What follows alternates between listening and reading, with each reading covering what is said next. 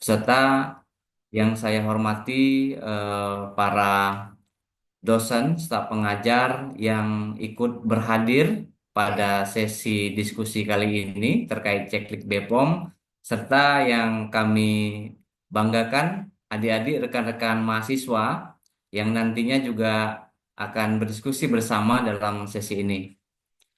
Bapak dan Ibu sekalian, pergi ke taman memetik selasih, Cakep, berteduh sebentar di tepi perigi.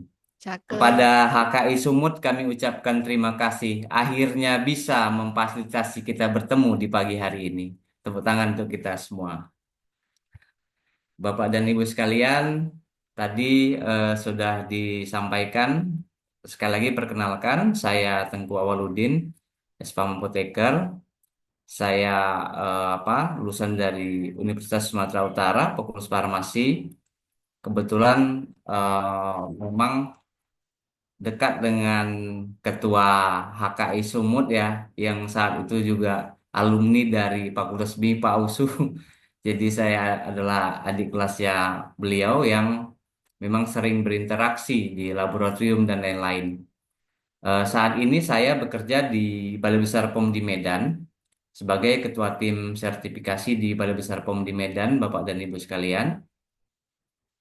Perlu saya sampaikan bahwa Badan POM itu secara umum memiliki peran dan fungsi dalam rangka pengawasan obat dan makanan, paling tidak dipandang dari beberapa aspek pengawasan. Jadi ada di Badan POM itu dikenal dengan istilah pengawasan pre-market dan istilah pengawasan post-market. Nah, pengawasan pre-market ini adalah sebelum produk itu beredar, Bapak dan Ibu, itu kita cek dulu baik sarana produksinya, kemudian bahan baku, perlengkapan, dan lain-lain sehingga dinyatakan layak, baru diberikan izin edar gitu. Setelah dia beredar, Pak, maka mohon izin, Pak. Mohon maaf, ya, Pak. Slide-nya belum berpindah, Pak. oh ya, memang belum berpindah, Bu. Oke, maaf, Pak. Ya, ini sekedar pengenalan saja terkait dengan overview terkait dengan Badan POM ya. Jadi setelah perizinan itu diberikan, Bapak dan Ibu, bahwa Badan POM ini memiliki peran post market. Ngapain itu post market? Itu produk yang beredar itu kita sampling, kita uji lagi. Apakah kondisinya sama dengan setelah sebelum dia diberikan izin seperti itu? Nah, itulah perannya. Kemudian yang kedua, kita memang punya divisi untuk mencerdaskan masyarakat yang selalu kampanyenya ini ceklik kemana-mana. Jadi kita punya divisi Infokom, ya. Kemudian baru yang terakhir keempat bahwa Badan POM itu Bapak Ibu punya divisi penindakan. Nah, ketika para pelaku usaha sesudah dibina tidak bisa dibina untuk menjadi baik, maka kita akan bawa ke ranah hukum, itulah ada divisi penindakan namanya.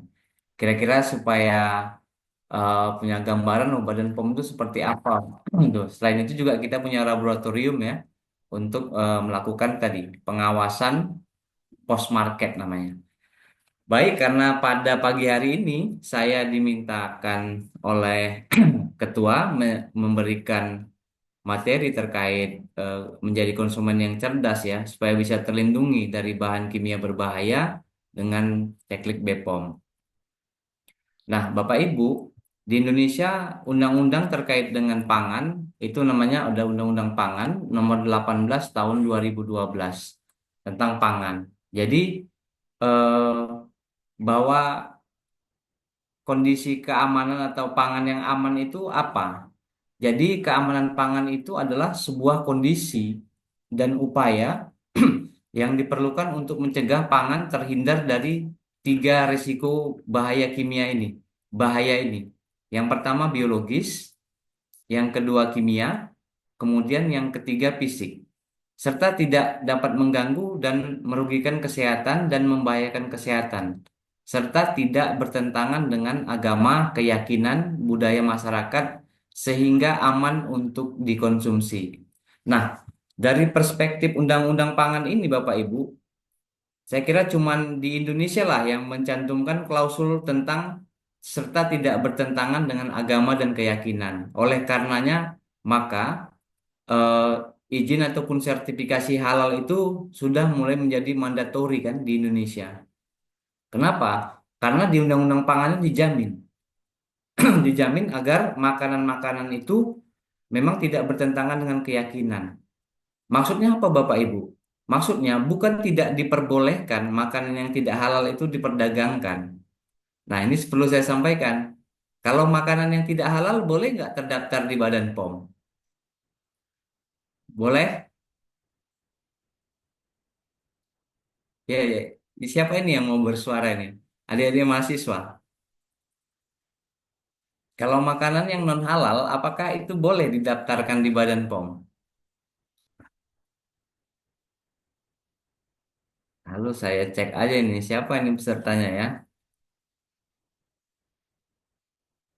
Ini Andika Febrian Pulungan ini mahasiswa atau dosen ya?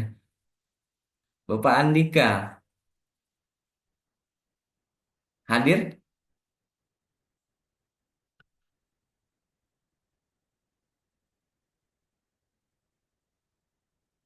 atau Dila Ramadina? Dila Ramadina. Jawabannya cuma dua, boleh atau tidak? Tidak ada yang benar, tidak ada yang salah, karena akan saya jelaskan. Boleh, Pak. Boleh, Ah, Pak. boleh ya, Boleh, Pak. benar-benar. Boleh. Ya, Boleh, Pak. banyak sekali yang menjawab ini. Ya, artinya hadir ya di sini ya. Jadi, Bapak Ibu sekalian, em, yang makanan yang tidak halal itu juga boleh didaftarkan di Badan POM. Tetapi apa panduannya? Bahwa harus mencantumkan bahwa pangan tersebut memang tidak halal. Misalkan ada pangan yang mengandung, katakanlah mengandung unsur babi, maka harus dicantumkan logo kepala babi dengan berwarna merah dan cantumkan bahwa makanan ini adalah makanan yang tidak halal. Jadi memang apa supaya masyarakat tahu. Dan di peredarannya juga wajib dia dipisahkan. Kalau di supermarket wajib dia dipisahkan dan diletakkan pada display ya, display yang berbeda dengan makanan yang halal. Kira-kira begitu terkait dengan aspek keamanan pangan. Nah, kita akan bahas nih, pangan dinyatakan aman dari tiga persepsi ini. Bebas dari bahaya biologis, bahaya kimia, dan bahaya fisika. Ya, jadi ini dampak dari makanan yang tidak aman. Dari segi kesehatan, tentu orang akan mudah sakit, ya. Kemudian dari kualitas fisik dan mental juga akan terpengaruh tentunya. Kemudian dari segi penjual atau pembuat makanan, tentu ini tidak mendidik pembuat dan penjual makanan untuk bertanggung jawab, ya kan, mau bersaing secara jujur, adil, dan tentu tidak merugikan pembeli. Kemudian dari segi citra ya, citra makanan Indonesia akan dikenal tidak baik sehingga tidak bisa bersaing dengan makanan dari negara lain. Nah, mungkin kita dari asosiasi ataupun dari kampus ataupun dari riset-riset masyarakat mungkin pernah mendengar ya bahwasannya terdapat beberapa komunitas para tourism dari luar negeri yang makan makanan kuliner di Indonesia. Mereka mengeluhkan banyak yang sakit perut gitu ya. Banyak yang sakit perut, banyak yang diare. Nah, hal ini kenapa? Mungkin karena dari sisi hygiene dan sanitasinya dari makanan yang dijajakan di Indonesia itu kebersihannya itu masih sangat rendah. Bahkan dari penelitian-penelitian kampus di Bandung yang pernah saya lihat dan saya pelajari ya, bahwa di daerah-daerah sekitar kampus juga seperti itu. Jadi sangat apa kebersihan atau tingkat sanitasinya rendah gitu sehingga banyak menyebabkan mahasiswa itu menjadi sakit. Itu dari sisi apa? Tentu kita memandangnya dari sisi aspek biologis ya, bahwa kemungkinan airnya tercemar, kemudian makanannya dibuat kurang matang sehingga bisa mempengaruhi tentunya terhadap kesehatan. Inilah aspek tinjauan daripada makanan-makanan yang tidak sehat. Kemudian Badan POM menerapkan tiga sistem pengawasan tiga pilar. Yang pertama ada pilar pemerintah, kemudian ada pilar industri di pilar inti, kemudian ada masyarakat. Nah, Bapak Ibu, industri menurut Undang-Undang Pangan nomor 18 tahun 2012 tadi adalah pihak yang harus menjamin mutu, manfaat dan khasiat pangan yang dihasilkan dengan cara menerapkan cara produksi pangan olahan yang baik, dengan cara menerapkan GMP yang baik. Jadi, industrilah yang paling bertanggung jawab.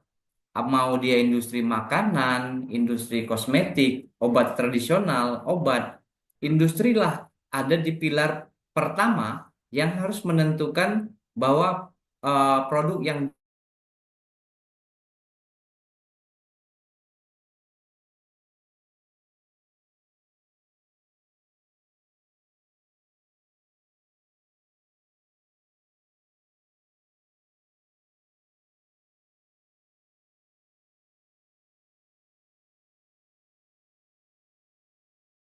Mohon maaf Pak Tengku, suaranya tidak terdengar.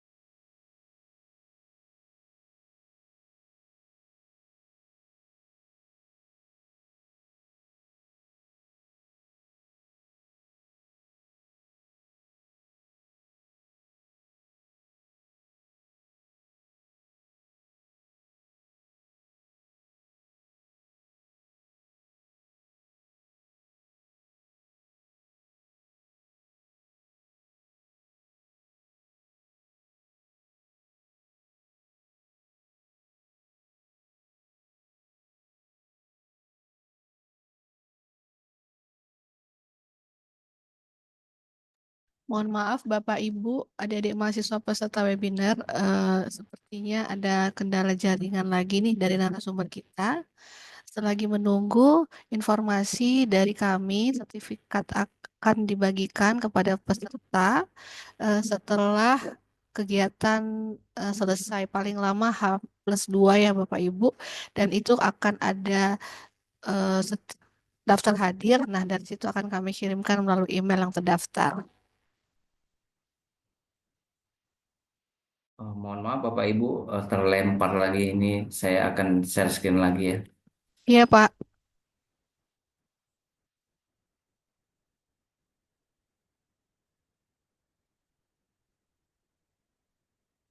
Sudah terlihat kembali share screen-nya ya. Sudah Pak. Ya, baik saya lanjutkan. Tadi industri adalah pilar pertama yang harus bertanggung jawab terhadap produknya ya. Kemudian Badan POM selaku pemerintah melakukan apa? Kami melakukan pengawasan sebelum dan sesudah produk beredar. Itu yang saya jelaskan tadi, pre dan post market. Kemudian ngapain lagi?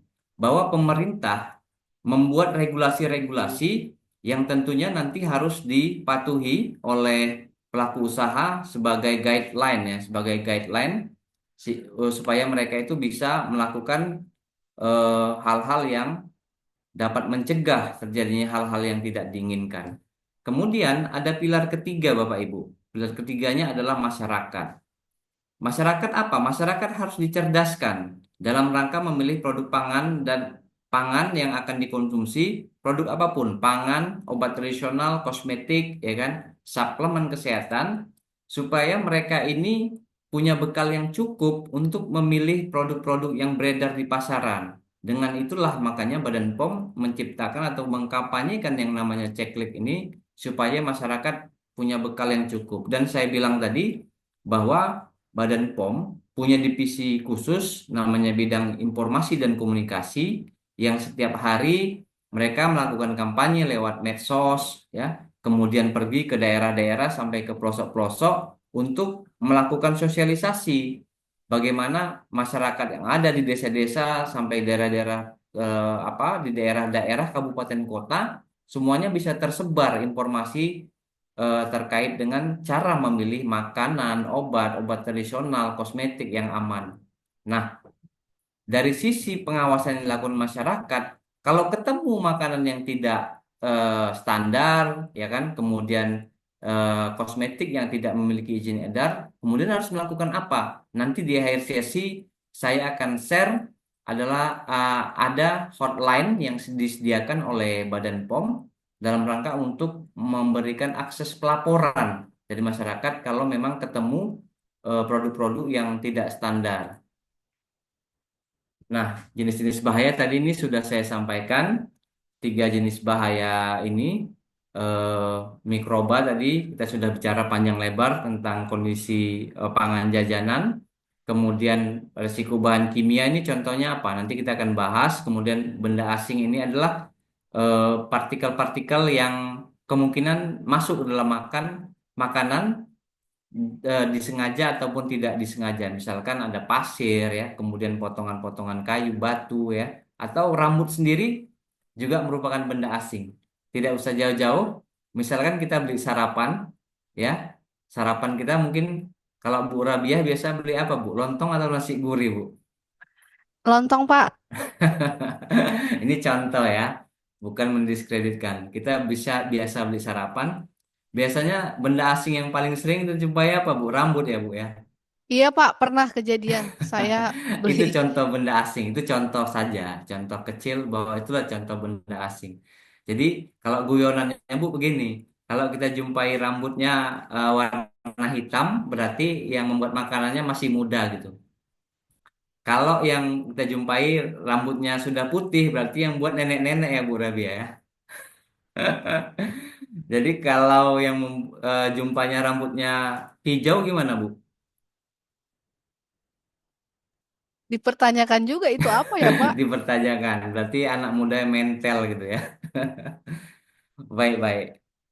Oke, yang pertama kita akan bahas bahaya biologis, tentu ini disebabkan oleh bakteri ya, tentu namanya biologis. Beberapa bakteri penyebab pencemar pada makanan itu salah satunya adalah Salmonella ya. Banyak strain Salmonella termasuk salah satunya Salmonella typhi yang akan menyebabkan penyakit tipus bila kita terinfeksi. Ini sumber utamanya biasanya ini pada air yang tidak higienis ya, yang tercemar tentunya.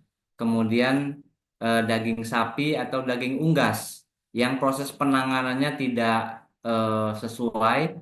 Kemudian juga pemasakannya tidak matang secara sempurna.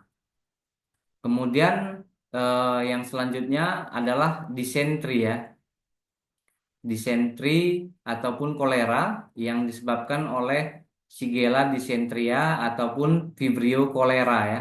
Vibrio cholera. Jadi biasanya ini sumbernya adalah air dan kemungkinan tercemar dari kotoran manusia gitu ya. Dari air tadi bisa atau dari prosesnya. Kemudian pangan yang dicemari biasanya produk hewani juga. Kalau kolera biasa dari kerang-kerangan ya. Biasanya kalau ini mungkin dari perairan yang atau daerah lautan yang terkontaminasi oleh limbah manusia atau kotoran manusia. Dan tentunya dia dimasak dengan tidak secara sempurna sehingga bakterinya tidak matang gitu. Kemudian apalagi penyebab diare salah satunya Escherichia coli ya. Ini biasanya pada air atau susu yang terkontaminasi, kemudian buah dan sayur yang dicuci dengan air yang terkontaminasi ataupun dari proses produksinya dia terkontaminasi, Bapak dan Ibu. Contohnya apa ini yang sering kita dengar? Selada ya, pernah dengar ya? Selada terkontaminasi oleh E. coli ya, karena mungkin dari kebunnya memang dia kan biasa disiram oleh kotoran hewan ya, sebagai penyubur, sehingga itu mungkin terbawa. Karena dia terbawa dan proses pencuciannya yang tidak sempurna, maka mungkin dia akan mencemari daripada sayuran tersebut sampai kepada dimakan oleh manusia sehingga bisa menyebabkan diare. Kemudian ada yang paling berbahaya sekali yang efeknya bisa bahkan menyebabkan kematian yaitu Clostridium botulinum. Nah, mungkin kita pernah dengar yang namanya botox ya Bapak Ibu. Botox itu apa? Botox itu biasa dipakai di dunia kecantikan. Tetapi itu apa namanya? sebenarnya dia adalah toksin dari botulinum. Makanya disebut botulinum toksin. Ini dari mana? Ini dari tanah atau saluran pencernaan hewan seperti ikan ya. Biasanya botulinum toksin ini, Bapak dan Ibu sekalian, ini diperoleh dari atau yang mungkin tercemar adalah makanan kaleng, ya, makanan kaleng. Makanya kalau Bapak Ibu, terutama ibu-ibu nih ya, atau adik-adik yang ngekos gitu, kalau nanti ada di supermarket ataupun di grosir atau di mana yang nanti jual makanan kaleng, kalau ada yang jual murah ya, satu gratis satu gitu, tapi kalengnya penyok itu jangan dibeli. Jadi kalau untuk kemasan kaleng itu pastikan benar-benar bahwa kalengnya itu tidak penyok ya, terutama di daerah ujungnya, di daerah sambungan kaleng itu. Kenapa? Ketika dia penyok itu memungkinkan infiltrasi daripada bakteri Bapak Ibu. Ya, kalau nanti bisa masuk bakteri, kalau yang berkembang Clostridium botulinum ini gawat kita. Nah, karena botulinum toksin ini bisa juga menyebabkan orang kejang-kejang. Gejalanya mirip seperti orang kena tetanus ya. Kemudian virus. Nah, beberapa hal virus seperti hepatitis A, ini dari mana? Biasanya dikontaminasi. Biasa dari air atau orang. Makanya kami di dalam pengawasan pangan atau yang diproduksi oleh pabrikasi Bapak dan Ibu sekalian, maka kami mempersyaratkan kesehatan. Kesehatan dari apa? Kesehatan daripada orang-orang yang memproduksi makanan. Supaya apa? Supaya ini tidak tercemar. Tidak tercemar daripada dia bisa mencemari produk yang diproduksinya itu, ya misalkan dia menderita hepatitis begitu. Jadi kita takutkan kalau dia menderita hepatitis kan bisa mencemari karena dia juga bertindak sebagai carrier atau pembawa. Nah, kita meminta bahwa kesehatan daripada eh, produsennya itu juga harus makanan yang diproduksi oleh suatu pabrik itu mencemari, kira-kira begitu. Oke.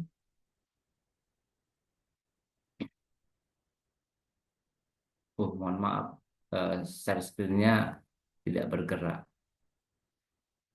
Saya share ulang.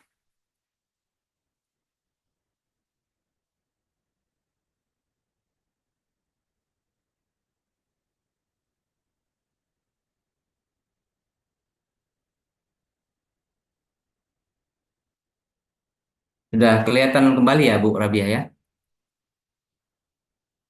Sudah terlihat, Pak. Ya, yang selanjutnya virus ada norovirus ya. Itu biasanya pada salad ya, lalapan, kemudian hamburger ya.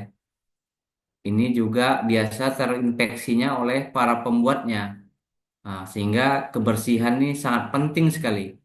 Bahwa orang yang sakit tidak boleh ikut menyiapkan makanan, kemudian cuci bersih buah dan sayur yang langsung dikonsumsi dengan menggunakan air yang matang. Nah, sini saya sampaikan kepada kita semua, Bapak Ibu, kalau kita mencuci sayuran dan buah, yang buah dan sayurnya itu langsung kita langsung kita makan, misalkan apa? Selada, timun, buah yang langsung dimakan, misalnya apel, ya, apel, kemudian mangga, ya. Nah, ini kalau kita mau mencuci buah-buahan yang ini terkena dengan air, ya, misalkan kita tadi eh, selada gitu ya atau timun itu setelah menggunakan air bersih di pembilasan terakhirnya upayakan menggunakan air minum untuk membilasnya Bapak Ibu supaya apa?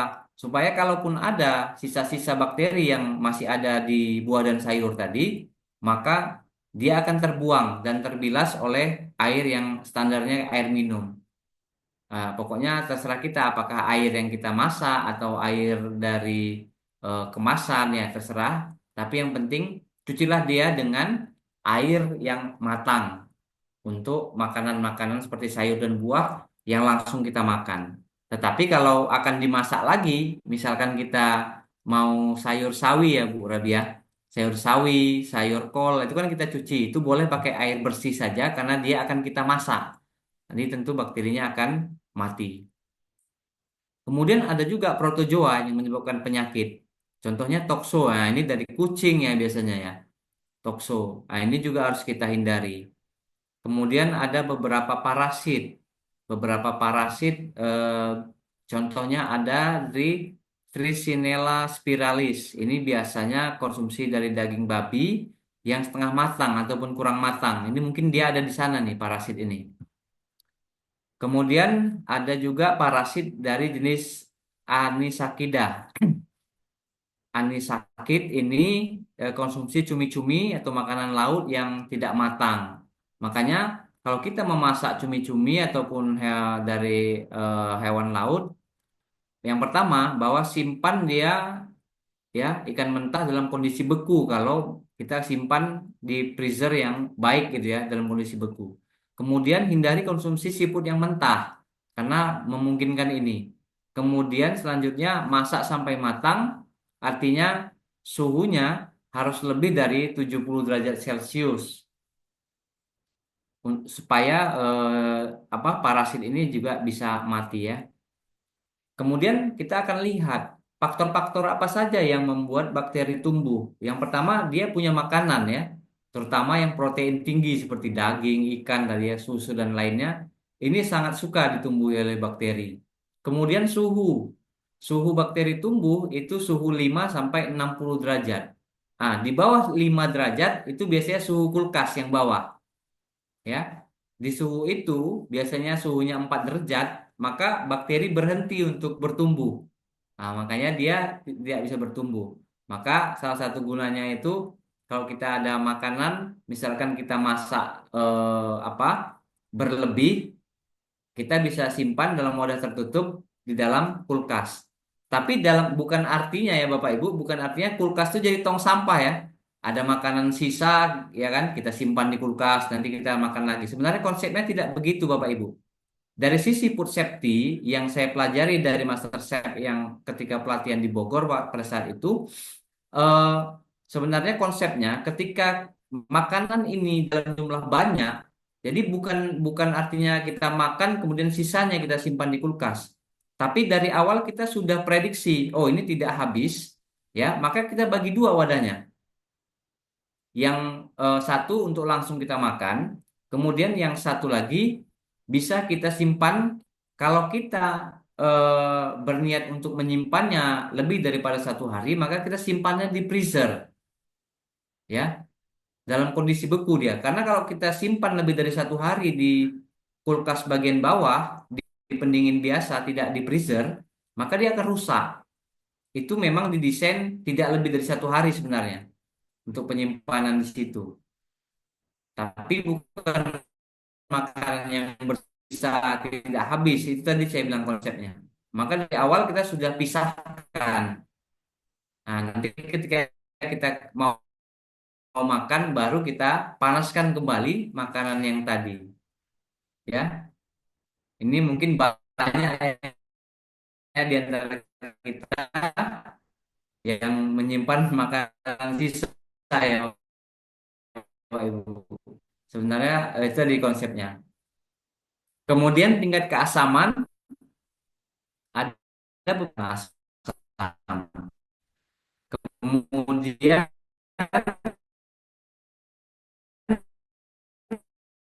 apalagi ada air bebas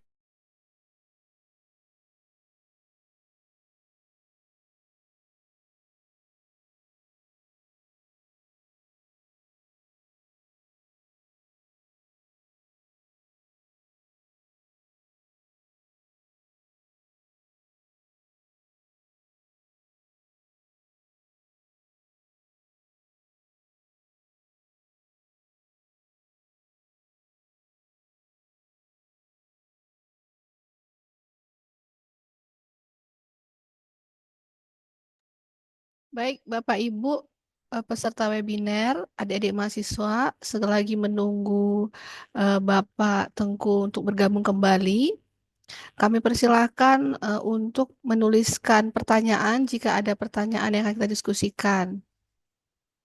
Oke, Bapak Tengku sudah bergabung kembali. Baik, saya lanjutkan ya. Iya, Pak. eh ini terakhir kita tadi bicara tentang water activity atau air yang bebas. Jadi misalkan ada rendang, ini kan atau gulai ya, tentu ada airnya masih sedikit di dalam makanan itu. Jadi air bebas ini adalah air yang tidak terikat dengan makanan.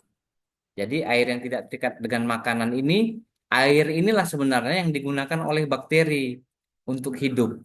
Makanya ketika air bebasnya atau AW-nya lebih dari 0,85, maka itu cenderung akan lebih mudah ditumbuhi oleh bakteri. Dengan kata lain bahwa makanan itu adalah makanan basah. Tetapi jika kondisinya kering seperti keripik gitu ya, abon itu kan makanannya relatif lebih kering, tentu AW-nya akan lebih rendah dan lebih sulit, tentu akan lebih sulit ditumbuhi oleh bakteri. Kemudian juga ada waktu penyimpanan ya. Waktu penyimpanan untuk pangan siap saji, ya, susu pasteurisasi dan lain-lain yang lebih dari 2 jam pada suhu ruang akan meningkatkan jumlah bakteri.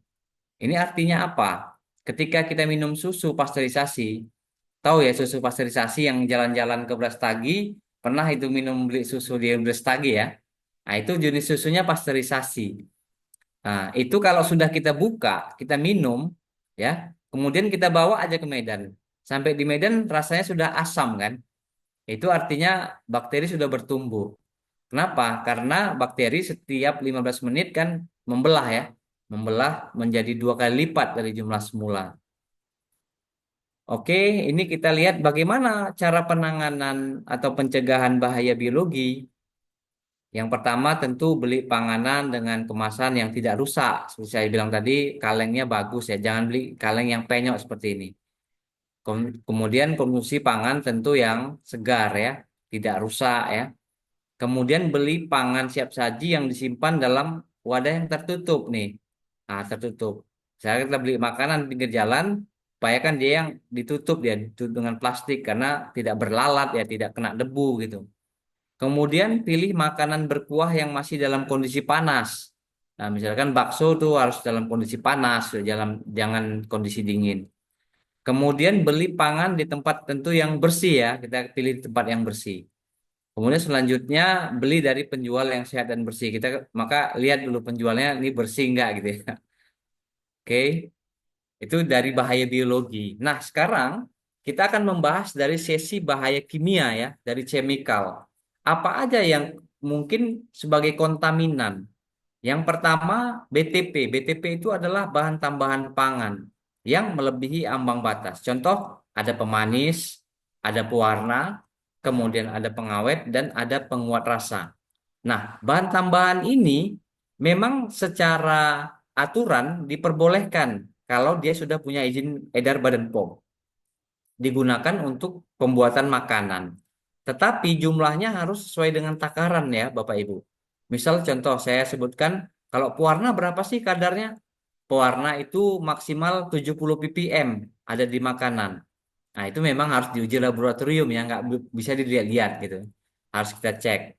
Nah, kalau lebih daripada 70 ppm, maka dia dinyatakan tidak memenuhi syarat dan dinyatakan dia berisiko mengandung bahaya kimia. Kemudian pengawet. Pengawet contoh sodium benzoat ya. Kita mungkin beli sirup atau beli manisan gitu ya. Kalau di sirup maksimal kadarnya adalah 600 ppm ya, 600 miligram per kilogram. Nah, kalau lebih daripada itu, maka itu produsennya bisa kita kenakan sanksi karena dia membuat makanan yang lebih daripada kadar pengawet. Ini Bu Dian, tolong di mute Bu.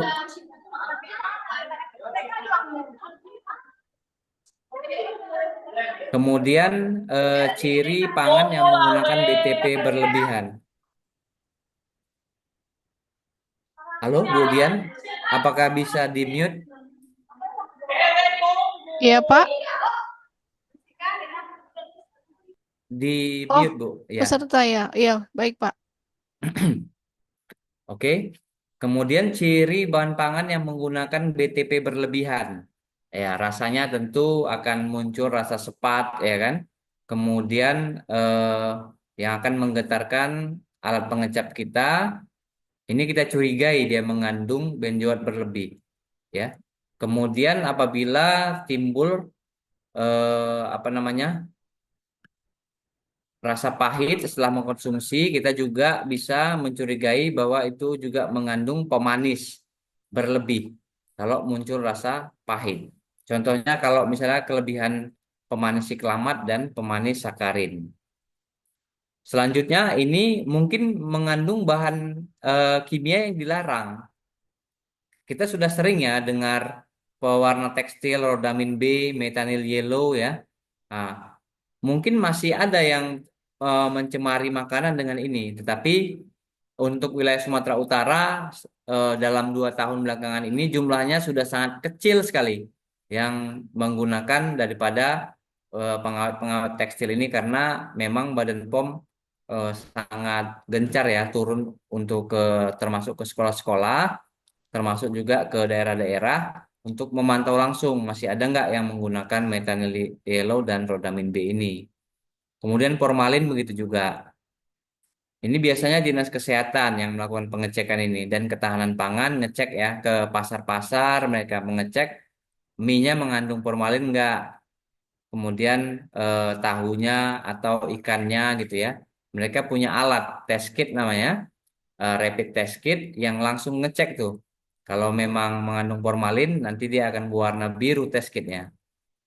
Selanjutnya boraks. Nah, boraks ini sering kita dengar ya. Itu dipakai pada bakso, pada kerupuk. Untuk apa? Untuk pengenyal dan untuk perenyah digunakan. Tetapi dia sangat dilarang. Saya tanya kepada adik-adik sekalian atau bapak ibu, kalau di kampung kita membuat lontong masih pakai obat lontong nggak? Masih kenal obat lontong tidak? Masih ada yang kenal dengan obat lontong? Serbuk berwarna putih, harganya pun cuma Rp1.000. Ada yang pernah tahu atau pernah mendengar? Pernah ya? Jadi obat lontong itu, Bapak dan Ibu sekalian, itu sebenarnya adalah boraks ya. Jadi dia sebenarnya tidak boleh ditambahkan obat lontong yang berwarna putih itu. Biasanya apa ini? Di kampung-kampung dipakai orang supaya lontongnya keras dan kenyal gitu ya. Kemudian penggunaan berasnya juga tidak terlalu banyak, maka mereka menggunakan boraks ini. Tapi itu dilarang ya Bapak dan Ibu. Itu adalah obat lontong yang dijual di pasaran itu adalah boraks ya. Boraks itu jangan jangan digunakan lagi kalau memang ada keluarga kita ataupun kerabat kita yang menggunakan obat lontong. Selanjutnya cemaran kimia pada makanan ada toksin itu dari jamur. Contohnya ini dari jamur Amanita phalloides ya. Ini dia bisa menyebabkan diare ya jenis jamur ini. Jamurnya ini yang dimakan ya. Kemudian ada singkong. Singkong tuh biasanya ada asam sianidanya ya. Contohnya bagaimana membedakannya? Ini di slide saya. Ini ada singkong. Biasanya singkong yang sudah tidak segar, yang sudah lebih daripada 2 hari, maka dia akan ada kebiruan. Nah, kebiruan inilah sianidanya Bapak Ibu. Dan kalau ada yang seperti ini, jangan lagi dia dimakan atau diolah. Karena dia dapat menimbulkan keracunan ya, asam sianida ini. Selanjutnya ada ikan buntal ya, tentu ini ikan beracun karena mengandung tetrodotoksin. Ada juga jengkol ya. Jengkol dengan konsumsi yang berlebihan dan cara pengolahan yang tidak standar karena dia ada asam jengkolat, ini dapat menyebabkan gangguan ginjal ya, seperti gagal ginjal akut.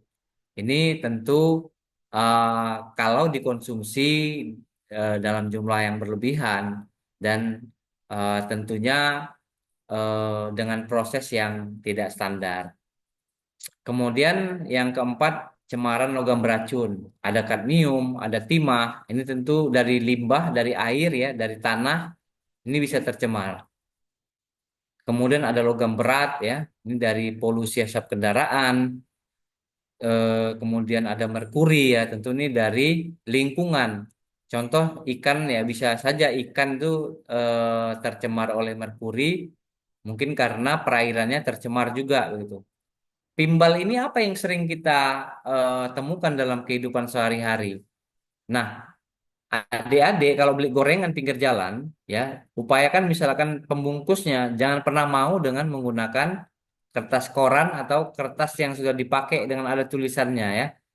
Karena di tinta itu banyak mengandung timbal. Bisa saja kita nggak sadar, timbal itu berpindah ke makanan kita. Misalkan beli goreng pisang, tapi pelapisnya itu adalah kertas koran atau kertas yang sudah digunakan, sudah ada tulisan tintanya. Karena di tinta itu juga banyak mengandung kandungan timbal. Kemudian ada zat kimia beracun karena proses ya. Contoh benjopiren ini bisa menyebabkan kanker. Ini terjadi seperti apa? Ini kalau pemanggangan atau penggorengan ya dengan kadar lemak tinggi kemudian dibakar suhunya lebih dari 300. Nah, ini bahaya. Bisa menyebabkan benjopiren. Makanya kita menstandarisasi suhu penggorengan di pabrikan itu suhunya 160 sampai 180 saja. Kalau lebih 300 ini yang mungkin dia menyebabkan benjopiren ya. Kemudian ada juga akrilamid. Ini juga proses pemanasan yang tinggi. Oke, kemudian ada asam lemak trans ya. Asam lemak trans ini bisa menyebabkan kolesterol jahat ya. Ini dari mana? Penggorengan minyak yang terus-menerus pada suhu tinggi. Kita lihat contoh nih minyaknya sampai hitam ya. Biasanya yang paling sering ini di mana kira-kira? Di tempat jual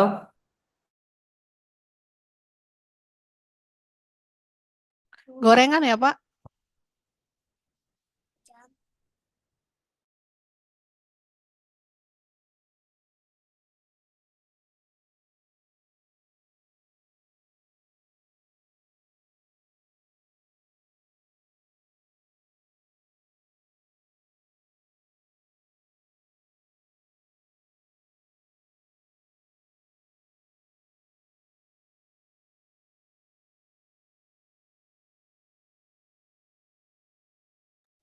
Mohon izin Pak Tengku, suaranya tidak terdengar.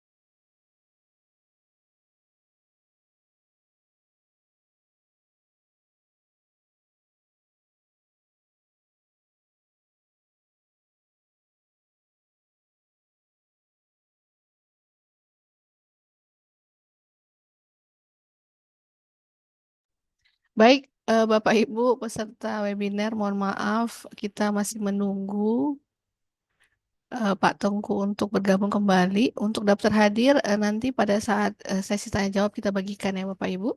Oleh karena itu buat Bapak Ibu adik-adik mahasiswa jika ada pertanyaan terkait materi yang sudah dipaparkan dan akan ada lagi informasi yang diberikan Pak Tengku, kami persilahkan untuk dapat mengetikkan pertanyaan di kolom chat dan nanti akan kita diskusikan bersama di sesi tanya jawab.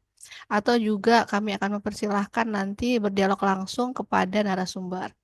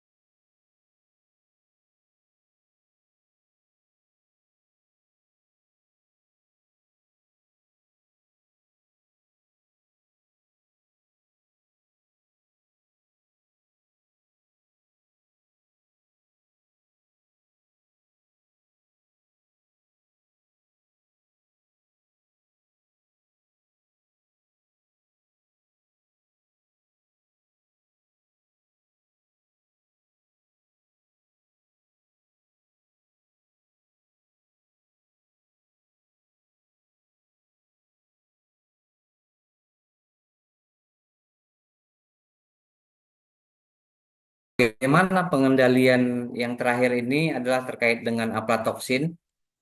Biasanya aflatoksin ini dari kacang ya. Makanya Bapak Ibu, adik-adik kalau ada kacang yang sudah berjamur seperti ini jangan lagi dipaksa untuk digoreng. Karena ini mengandung namanya aflatoksin. Jagung juga begitu ya. Jagung ketika sudah berjamur seperti ini kehijau-hijauan itu jangan lagi dikonsumsi untuk manusia. Bahkan ayam saja pun kita kasih jagung yang sudah berjamur itu dia nggak mau makan. Coba tes nanti kasih ayam jagung yang sudah berjamur berwarna hijau, dia nggak mau makan. Karena secara alami dia tahu bahwa itu berbahaya bagi dia gitu. Karena memang itu mengandung aflatoksin. Oke, ini contoh ya, contoh bercak pada jagung ya. Ini bahaya aflatoksin. Kemudian bagaimana cara mencegah pencegahan bahaya kimia pada makanan? Tadi cuci sayur dan buah dengan air yang bersih ya. Kalau yang langsung dimakan, gunakan standar air minum.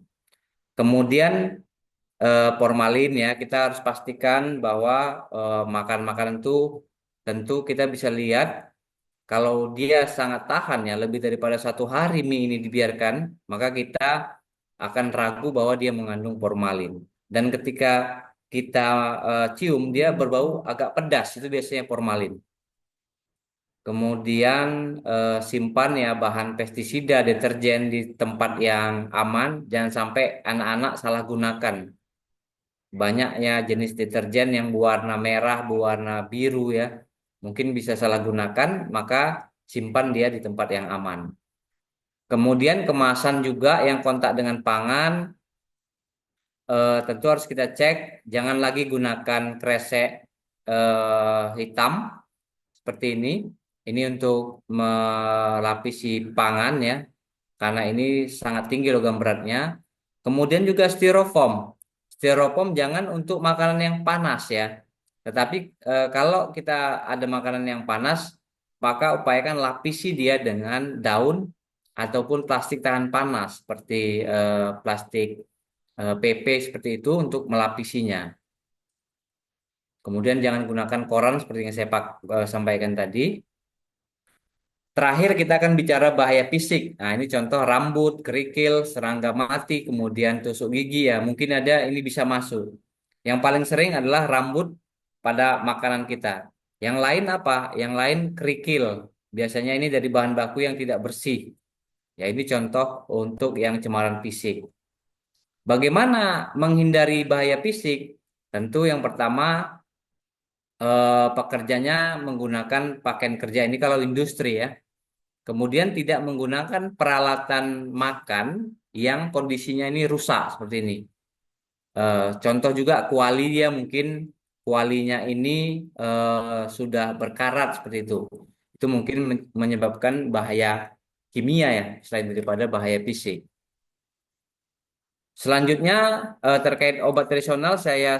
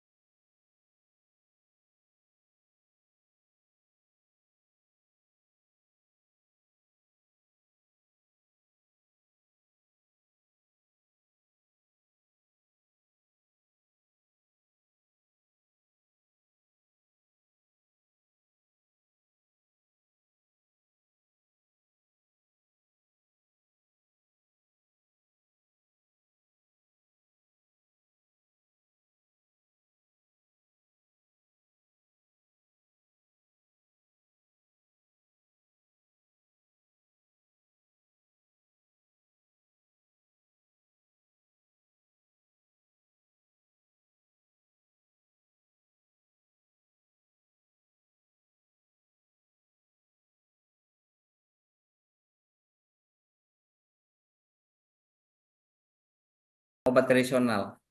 Eh, Bapak dan Ibu sekalian, bahwa obat tradisional itu dilarang untuk dicampurkan dalam proses produksinya itu bahan kimia obat. Maka dia dilarang mengandung ini antalgin, paracetamol, sibutramine. Antalgin untuk apa? Paracetamol untuk mencegah rasa sakit, ya. Dia dilarang. Sibutramine obat pelangsing. Nah, ini biasa ini banyak nih yang mau langsing minum jamu padahal mengandung sibutramine. Makanya penting sekali untuk mengecek dia jamu-jamu yang kita minum ini, ya, dia mengandung eh, apa namanya, dia punya izin edar atau tidak. Karena kalau tidak punya izin edar, dipastikan itu obat pelangsing itu bisa mengandung ini. Ini sangat buruk efeknya pada ginjal ya, berpengaruh sekali pada ginjal. Makanya yang mau langsing jangan coba-coba minum jamu pelangsing tapi tidak terdaftar di Badan POM. Karena kita takutkan mengandung ini. Kemudian biasa nih ya bapak-bapak nih ya minum kopi kuat gitu ya atau jamu kuat gitu. Kenapa jamu kuat ini berbahaya? Memang orang bilang, ya nggak apa-apa kok, nggak ada efek sampingnya. Dia cuma ada efek depan kan ya. Itu salah ya. Karena memang kalau dia tidak terdaftar di Badan POM, mungkin dia mengandung obat kuat, obat bahan kimia obat kuat yang jenisnya adalah sildenafil dan ini bisa berpengaruh ya terhadap jantung. Ini bahaya. Jangan sering maka kalau misalkan ada teman, rekan ya, yang dia mengkonsumsi jamu obat kuat yang di pinggir jalan itu, kan banyak tuh ya tukang-tukang jamu. Jangan jangan sekali-sekali tuh diminum Bapak Ibu karena nggak tahu itu jumlah takarannya berapa gitu. Nah, itu dia. Bisa jadi jumlah takarannya melebihi batas dan jantung kita nggak kuat untuk menerimanya, maka jantung kita bisa berhenti untuk bergerak gitu ya, berhenti berdetak. Kemudian apalagi siproheptadin. Nah, ini untuk nafsu makan. Biasanya jamu penguat nafsu makan kan ada itu. Kalau cek sekali lagi, kalau dia apa namanya POM TR-nya tadi bukan 9 digit, nah, berarti itu kemungkinan palsu. Bagaimana ngeceknya? Gampang aja. Nanti saya ajari cek kliknya bagaimana tuh cek cek BPOM-nya. Nah, kosmetik ya, ini semua pakai kosmetik tentu ya. Kosmetik, bagaimana untuk mengecek kosmetik yang aman? Tentu kita yang pertama lihat kemasannya. Kemasannya tentu kondisi baik, warnanya merata, kemudian kemasan tidak rusak atau penyok, serta kondisi kosmetik tidak terjadi perubahan warna, bau, dan konsistensinya gitu ya. Kita bisa lihat bahwa setelah digunakan kita buka masih utuh begitu. Kemasannya dan konsistensi dari produknya itu tidak berubah. Selanjutnya label. Labelnya kita cek bahwa label harus mencantumkan dengan jelas ya, serta tidak menyesatkan, ada klaim-klaim yang tidak menyesatkan. Contohnya apa? Bahwa klaim kosmetik di Indonesia tidak diperbolehkan untuk klaim memutihkan, tetapi membuat cerah atau mencerahkan gitu ya. Tidak ada klaim yang bahwa kosmetik di Indonesia itu yang memutihkan. Kemudian izin edar. Nah, izin edar kosmetik di Indonesia itu izin POM-nya adalah POM NA biasanya. POM NA untuk daerah Asia ya. Ini Asia, Australia, Eropa, Afrika, dan Amerika. Kemudian diikuti dengan 11 digit angka. Nah, 11 digit angka. Contohnya POM NA-nya sekian-sekian ya. 11 digit angka. Selanjutnya cara ceknya, Bapak Ibu bisa download aplikasi Bepom Mobile di handphonenya. Cek di Play Store atau Google Google Play Store. Bisa nanti di sana install, cek Bepom. Banyak gunanya. Gunanya di situ ada scan barcode. Ada scan barcode. Nah, ini yang seperti ini. Ada mobile Bepom itu ada cek.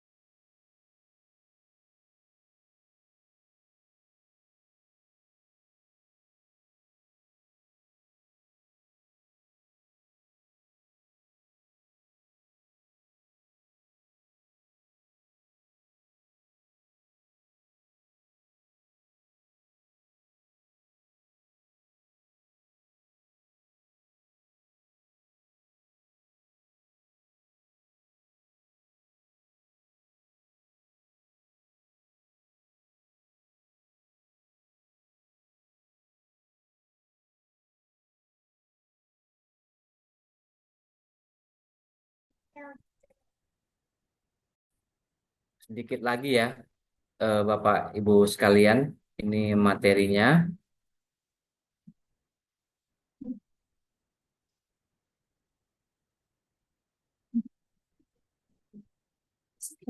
Eh, Tadi cek cek Bepom ya, sudah boleh melalui Bepom Mobile, juga boleh melalui cek produk Bepom. Ini bisa di googling aja nih, cek Bepom, kemudian pilih produk, mau pangan, obat tradisional atau kosmetik, kemudian masukkan angkanya yang 11 angka tadi, klik cari. Kalau ada dia terdaftar, kalau nggak ada dia tidak terdaftar. Kira-kira singkatnya begitu. Jadi adik-adik ataupun bapak ibu sekalian, mulai sekarang untuk konsumsi produk terutama ya kosmetik, jamu tadi ya yang saya garis bawahi ya. Kita sekarang sering minum jamu, cek dulu. Dia produknya terdaftar nggak? Kalau nggak terdaftar, jangan diminum karena mungkin beresiko ya. Baru yang terakhir cek tanggal kadaluarsanya.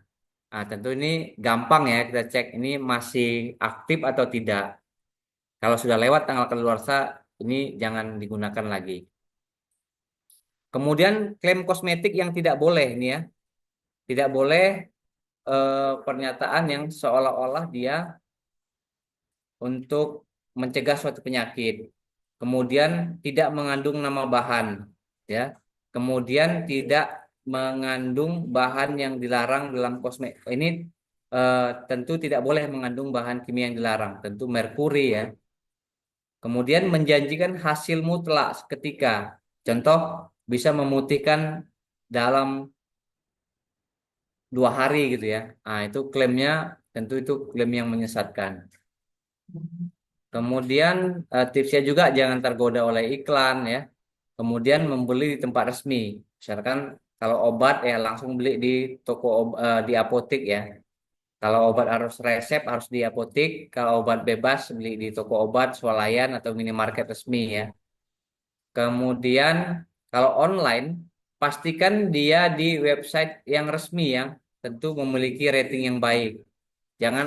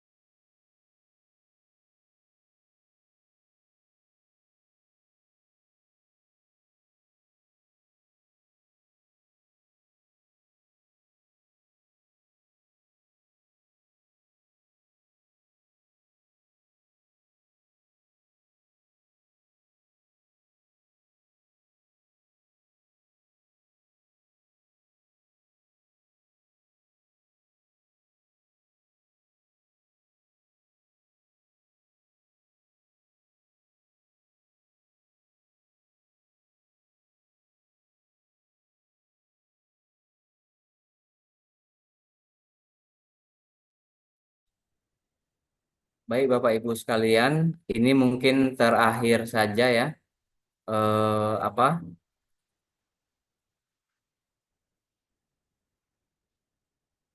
tadi kita melihat ya bahan-bahan yang dilarang pada kosmetik, tipsnya juga sudah.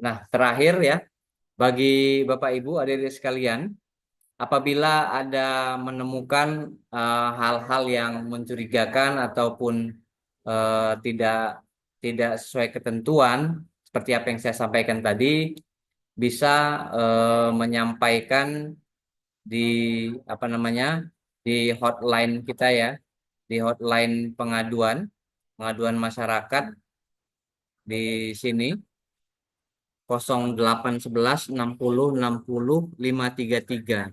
Nah, ini berlaku untuk layanan WA. Jadi misalkan Bapak Ibu menemukan misalkan dijual banyak sekali ada kosmetik-kosmetik yang tanpa memiliki izin edar atau dicurigai itu membahayakan, bisa disampaikan ke sini ke hotline 0811 60 60 dengan menyertakan apa namanya foto-foto mungkin yang bisa kami pelajari dan disampaikan di mana alamatnya supaya bisa ditindaklanjuti oleh Balai Besar POM di Medan dalam rangka pengawasan. Mungkin ini ya eh, Bapak dan Ibu sekalian yang bisa saya sampaikan. Mohon maaf tadi beberapa kali koneksinya tidak stabil, tapi mudah-mudahan apa yang saya sampaikan ini bisa memberikan apa ya, manfaat bagi kita semua, bisa memberikan pencerahan ya bagaimana untuk memilih dan memilah tentunya produk obat dan makanan yang beredar sehingga bisa nanti terlindungi dari risiko tentunya risiko bahan kimia yang paling kita takuti ya bisa masuk melalui tubuh kita apakah melalui makanan, minuman, obat tradisional yang berbahaya ataupun melalui kosmetik yang tidak aman. Maka semua harus cerdas dengan menggunakan ceklik sehingga bisa tahu bahwa itu produk terdaftar atau tidak. Mungkin demikian eh, Ibu pembawa acara yang bisa saya sampaikan. Apabila ada yang ingin kita diskusikan, kami persilakan. Assalamualaikum warahmatullahi wabarakatuh. Waalaikumsalam warahmatullahi wabarakatuh. Terima kasih Pak Tengku atas paparan materinya yang sangat inspiratif ya Pak, membuka wawasan kita. Mungkin ada yang sudah tahu tentang ini tapi terlena gitu ya, seperti sambutan dari Ibu Vivi tadi. Bagi kita lupakan bahwa ternyata banyak sekali ya kewaspadaan yang harus dimiliki sebelum mengkonsumsi baik makanan maupun kosmetik. Eh, ada pantun nih Pak. Ya, tadi Bapak narasumber, Ibu Vivi juga memberikan pantun terkait acara kita. Rasanya juga izin pantun ya Pak ya. Jalan-jalan ke kota Medan, mampir Cakep. sebentar membeli durian. Ilmu yang dibagikan begitu berkesan, semoga menambah wawasan dan keilmuan. Baik, Bapak Ibu, adik-adik peserta webinar kita, sesi tanya jawab kita masuki. Silahkan untuk memberikan pertanyaan. Nah, di kolom chat kita nih Pak, banyak peserta yang tertarik nih Pak terkait PowerPoint yang Bapak sajikan. Jadi nanti mohon izin Pak untuk dapat eh, kami peroleh PowerPoint-nya untuk dibagikan kepada peserta kita hari ini.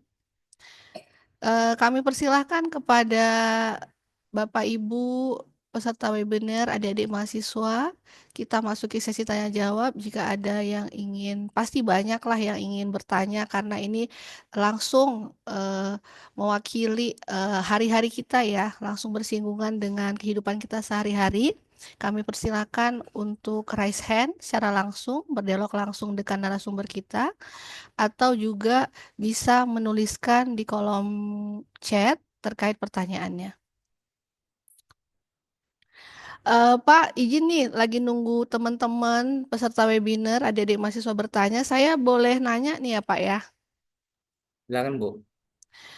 Jadi menarik ya Pak, apalagi terkait kosmetik. Tadi juga udah disampaikan pembelian kosmetik banyak sekali yang tertarik secara online karena mengingat harganya bersaing gitu ya Pak. Nah ternyata beberapa kasus ditemukan ada produk yang palsu. Dia punya kode gitu, kode seperti asli lah gitu Pak, sampai konsumen tuh susah untuk membedakan mana yang asli, mana yang palsu. Nah, terkait kondisi itu Pak, boleh diberikan nih Pak saran buat kita khususnya para perempuan yang sangat tertarik dengan produk online karena harganya bersaing, tapi pernah kena kasus gitu ya, susah membedakan mana yang asli, mana yang palsu.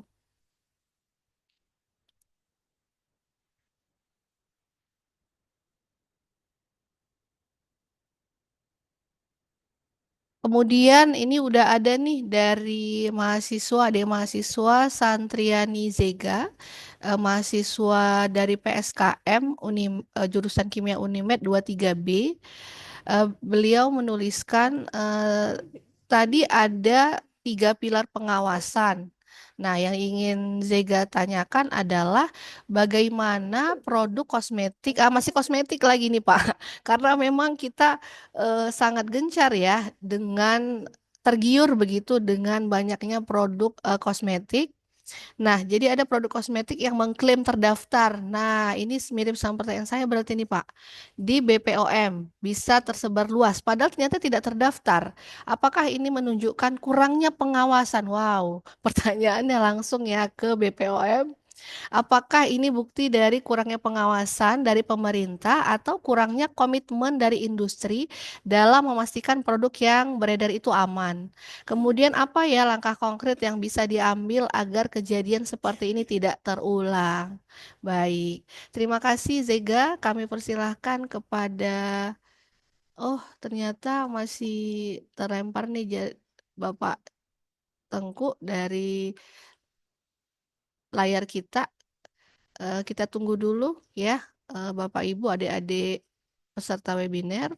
Ayo silakan adik mahasiswa yang lain boleh mengajukan pertanyaan karena ternyata materi ini banyak sekali ya bersinggungan langsung dengan materi mata kuliah ya, beberapa mata kuliah di jurusan kimia itu banyak bersinggungan tentang topik ini. Yuk kita langsung berdiskusi dengan praktisi kita ya, narasumber kita, Bapak Tengku.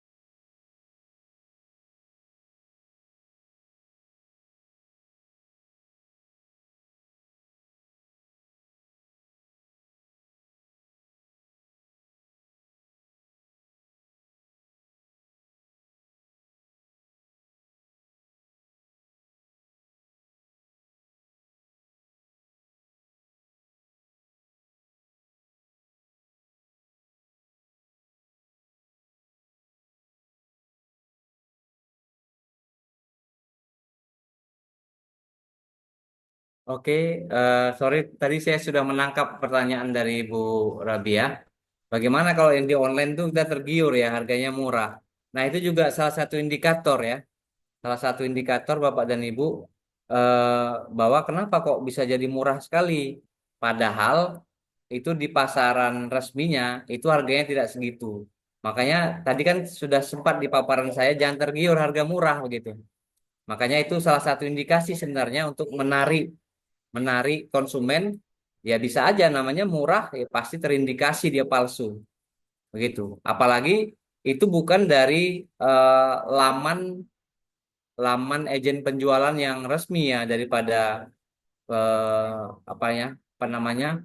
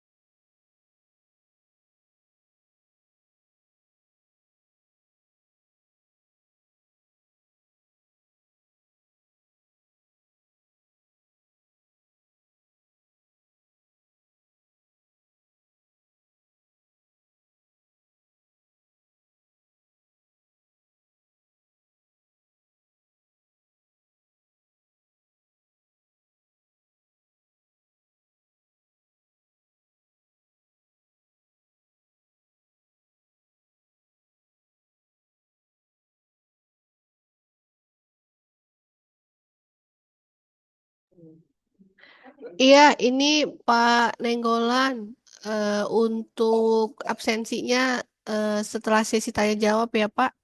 Kita bagikan, mohon izin Pak.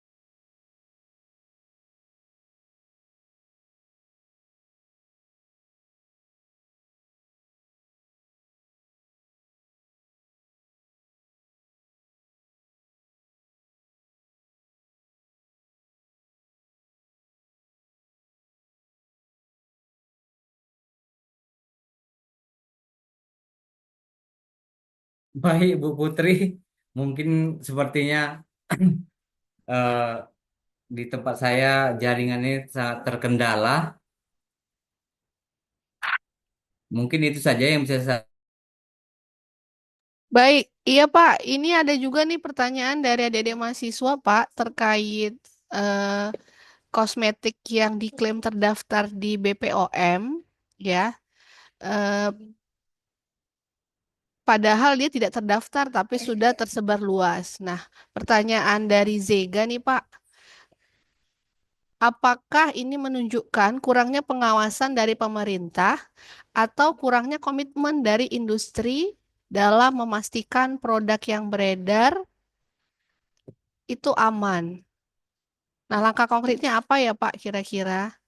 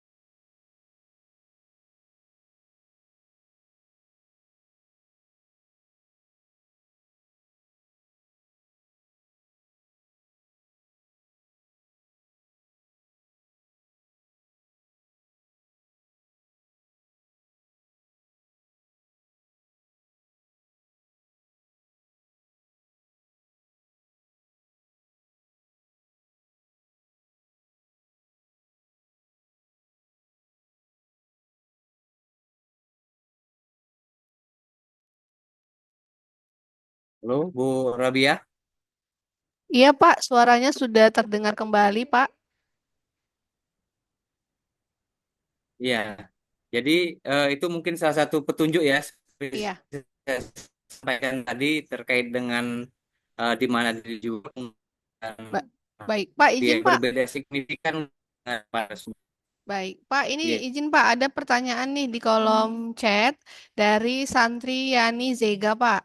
Nah, terkait kondisi ada produk kosmetik yang dia ngeklaim sudah terdaftar nih di BPOM, tetapi ternyata belum terdaftar.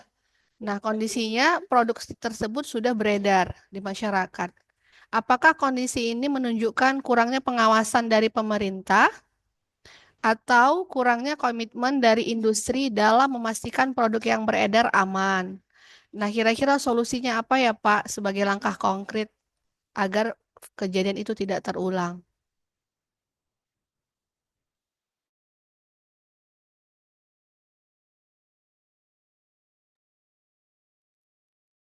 Halo,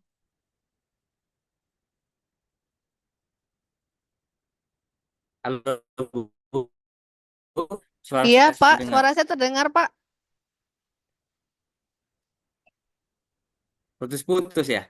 Iya, suara Bapak putus-putus, Pak.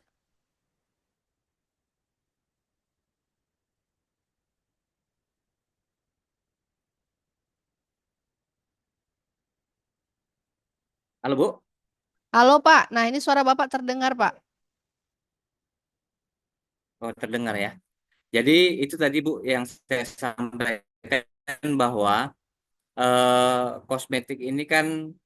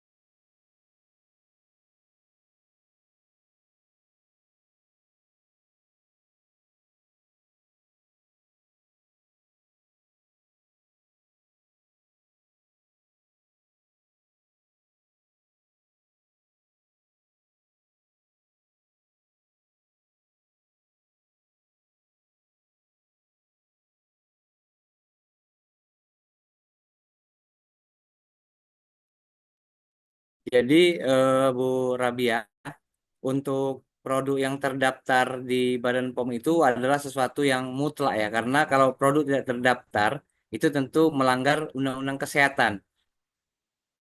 Ya, itu ada pasal ancaman pidananya. Terkait dengan produksi produk-produk yang ilegal, tentu Badan POM punya divisi penindakan. Maka kalau kita lihat di media, pasti ada ya. Kalau kita kan sudah nggak baca koran lagi kan, Bu Rabia, kita bacanya berita online. Maka di media-media online satu minggu ini di seluruh Indonesia banyak sekali berita tentang penindakan produk-produk kosmetik. Itulah salah satu langkah nyata ya Badan POM dalam rangka untuk membersihkan produk-produk ilegal, terutama kosmetik. Dan Badan POM juga kerjasama dengan Kominfo untuk men-take down kalau ada kosmetik-kosmetik ilegal. Itu nanti akunnya akan di-take down. Tapi namanya penjahat tentu lebih cerdas ya, Bu, daripada aparat gitu ya. Jadi mati satu tumbuh seribu. Tapi jangan takut bahwa kita punya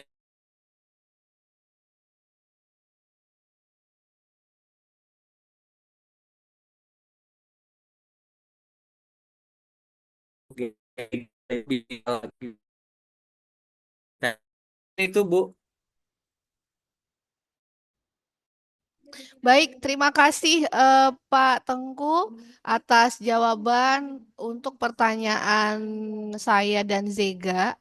Ya, ada lagi nih Pak, banyak sekali yang ingin berdialog, berdiskusi langsung dengan Pak Tengku nih dari BPOM. Pertanyaan dari Santi. Nah, Nahabila Pak, dari mahasiswa dari jurusan Kimia Unimed Pak.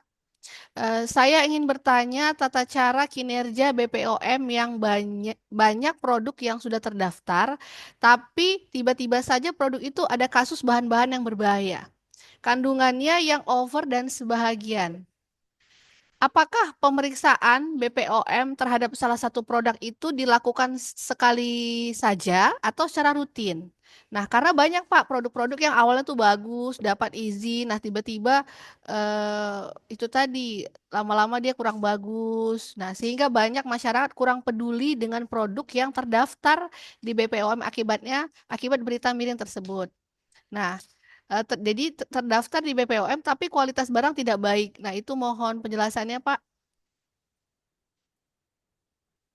Jadi itulah makanya tadi dari awal saya memberikan presentasi, Badan POM ini punya dua divisi, yang pengawasan pre-market dan post-market gitu ya. eh, Dalam tataran pengawasan post market, memang kita melakukan itu secara rutin ya, Bu. Jadi setelah diberikan izin edar daripada suatu produk, maka setiap tahun sarananya itu akan diperiksa oleh Badan POM. Kemudian produknya juga akan dilakukan sampling di pasaran untuk mengecek apakah masih sama tidak, ada bahan berbahaya tidak. produk eh, produk ataupun yang lebih memangkas itu kan pengawasan secara rutin.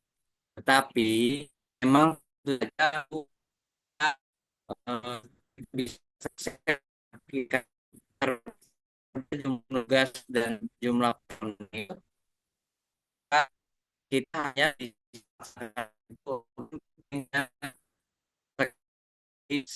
tahun untuk konsen dan di dalam tentang itulah mereka itu melakukan kecurangan. Jadi kan udah fraud gitu ya, Bu. Udah sesuatu yang di luar daripada ketentuan gitu.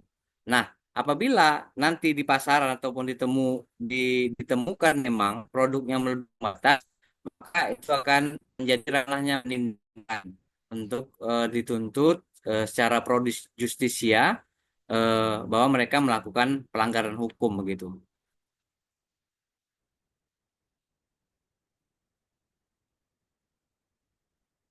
Oke, Bu. Baik, Pak. Terima kasih untuk penjelasannya, Pak. Jadi makin membuat kita lebih aware gitu ya, untuk lebih hati-hati dalam mengkonsumsi baik itu makanan atau kosmetik yang beredar di pasaran. Oke, baik, Ya, Pak Tengku, silakan yang lain apakah ada yang mau bertanya? Raise hand, silakan. Nah, jika tidak ada, mungkin foto bersama ya, Bu. iya Pak. Jadi kami Pak, terima kasih kami ucapkan saya selaku moderator mewakili kepada Bapak Ibu ya dari mahasiswa yang telah bertanya dan berpartisipasi dalam kegiatan kita dan kepada Bapak Tengku atas jawaban yang sangat informatif.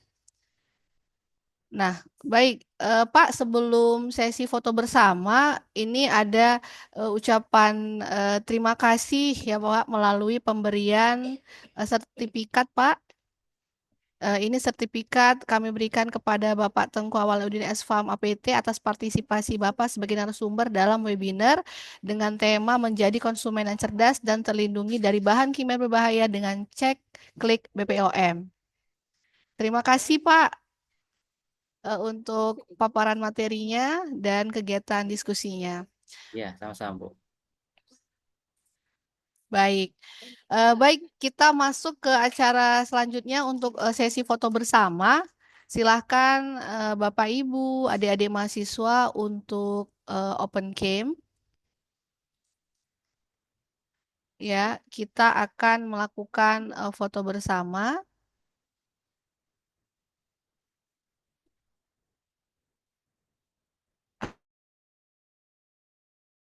Ya, oke, baik. Layar pertama nih sudah pada buka kamera. Ayo, Bapak Ibu, kita berikan senyum terbaik. 1, 2, 3. Baik, slide kedua. 1, 2, 3. Baik, slide ketiga. 1, 2, 3. Oke, slide keempat. 1, 2, 3. Baik.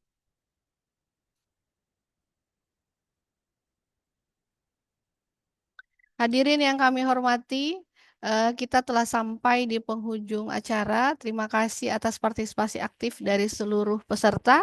Semoga materi yang disampaikan hari ini memberikan manfaat bagi kita semua dalam menjadi konsumen yang cerdas dan terlindungi. Kami persilahkan kepada Pak Tengku. Ada nih Pak closing statement yang mau diberikan kepada kami ya peserta kegiatan hari ini.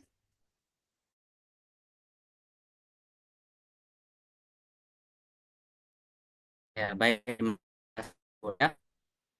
Oke, Bapak dan Ibu, mudah-mudahan sesuai ya materi terkait dengan bisa menjadi sesuatu yang input bagi Bapak Ibu, tentunya dalam sebagai konsumen yang cerdas, ya kan? Kemudian selanjutnya saya sampaikan terima kasih juga kepada HKI yang sudah menyempatkan saya untuk memberikan paparan dengan mahasiswa dan rekan-rekan dosen, sehingga mudah-mudahan bisa dibermanfaat.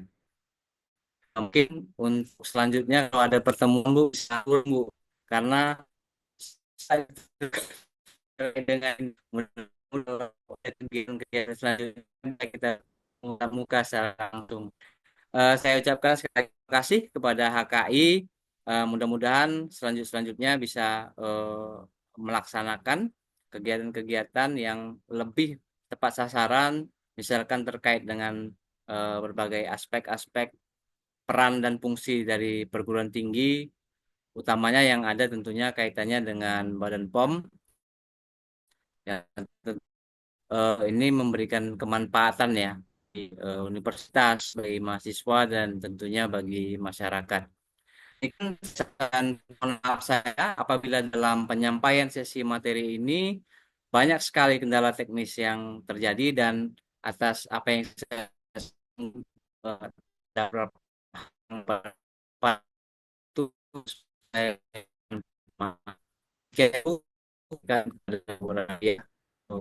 Baik, terima kasih. selanjutnya. Baik, kami ucapkan terima kasih yang sebesar-besarnya kepada narasumber kita, Bapak Tengku Awaludin SPAM APT, atas ilmu dan wawasan yang telah dibagikan. Kami juga mengucapkan terima kasih kepada semua peserta yang telah berpartisipasi aktif dalam sesi diskusi kita hari ini. Semoga apa yang kita pelajari hari ini dapat menjadi bekal untuk lebih bijaksana dan berhati-hati dalam memilih produk yang kita konsumsi demi kesehatan dan keselamatan kita bersama. Akhir kata, kami mohon maaf apabila terdapat kekurangan selama memandu jalannya acara ini. Sampai ketemu di acara-acara selanjutnya. Wassalamualaikum warahmatullahi wabarakatuh. Selamat siang, tetap sehat selalu. Terima kasih Pak Tengku.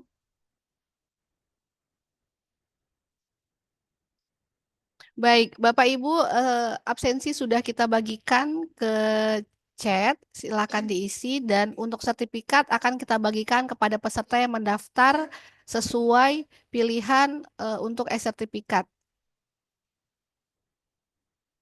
Baik, kami persilahkan Bapak Ibu untuk dapat keluar dari virtual room kita. Terima kasih.